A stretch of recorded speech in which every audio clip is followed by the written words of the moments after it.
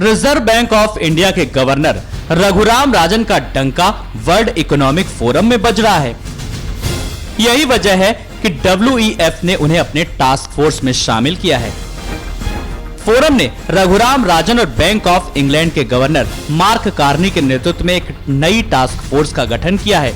ये task force इस बात का अध्ययन करेगी कि तकनीक में तेजी से आ रहे बदलाव ने आर्थिक स्थिरता और ग्रोथ को किस तरह से प्रभावित किया है।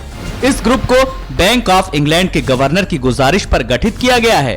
वर्ल्ड इकोनॉमिक फोरम यानी WEF ने इस टास्क फोर्स में राजन और कार्नी के अलावा बैंक ऑफ अमेरिका के चेयरमैन ब्रायन मोनिहन और HSBC के चेयरमैन डगलस फ्लिंट भी शामिल हैं।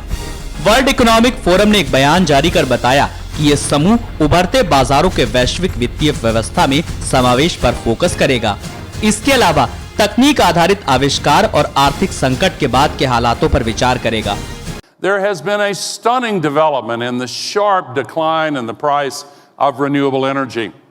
Solar photovoltaic energy and wind energy is now cheaper as a source of electricity than electricity from burning coal in a growing number of regions. And according to the authoritative analyses, this decline in price will continue to the point where it will be the cheapest source of electricity everywhere. गौरतलब है कि जनवरी 2016 में Switzerland के Davos में हुई world economic forum की meeting में दुनिया भर के आर्थिक दिग्गजों ने चौथी औद्योगिक क्रांति पर चर्चा की।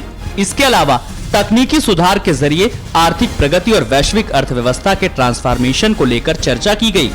वर्ल्ड इकोनॉमिक फोरम के मैनेजिंग डायरेक्टर गियान कार्लो बुर्नो ने कहा कि ये टास्क फोर्स नए आविष्कारों के अर्थव्यवस्था पर पड़ने वाले प्रभावों का अध्ययन करेगी और अगले साल दावोस में ही होने वाली वर्ल्ड इकोनॉमिक मीटिंग के दौरान अपने सुझाव पेश करेगी।